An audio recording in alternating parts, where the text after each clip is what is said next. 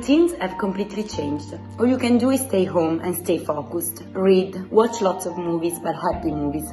Talk to your friends and your family. Look online for psychological help. Move, dance, but also take time to be sad, cry, shout.